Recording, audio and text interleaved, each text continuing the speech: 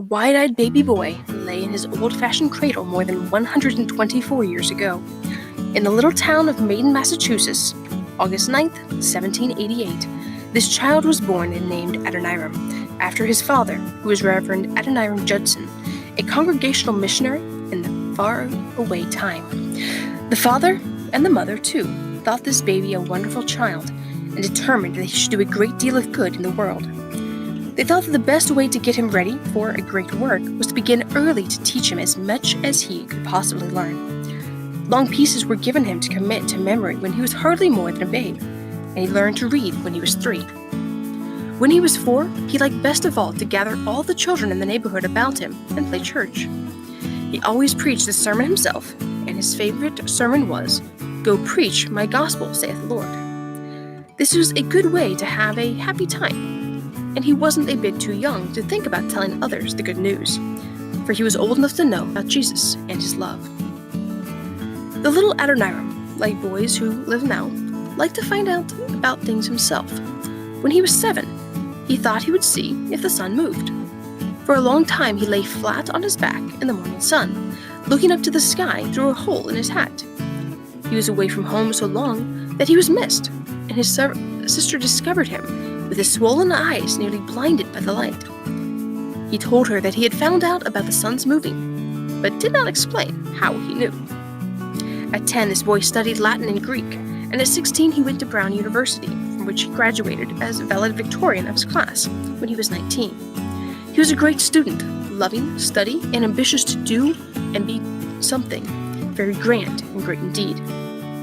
2 years after this, he became a Christian, and then came a great longing to be a minister, and he studied diligently with this end in view. There was one question which this splendid young man asked about everything, and this was, is it pleasing to God?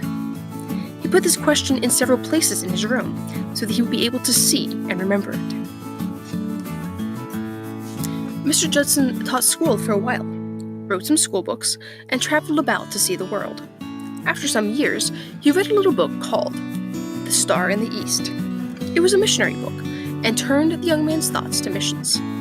At last he seemed to hear a voice saying, "Go ye." And with all his heart he said, "I will go." From that moment he never once faltered in his determination to be a missionary. His thoughts turned toward Burma, and he longed to go there. About this time, Mr. Judson met the 4 young men who had held a prayer meeting in the rain when they sheltered themselves in a haystack, and they promised God to serve him as missionaries if he would send them out. These 5 were of one heart and were much together encouraged one another. There was no money to send out missionaries, and Mr. Judson was sent to London to see if the society there would promise some support. The ship was captured by a privateer, and the young man made prisoner, but he found an American who got him out of the filthy cell. This man came in wearing a large cloak and was allowed to go into the cell to see if he knew any of the prisoners. When he came to Mr. Judson, he threw his cape over him, hiding him from the jailer, and got him out safely, giving him a small piece of money and sending him on his way.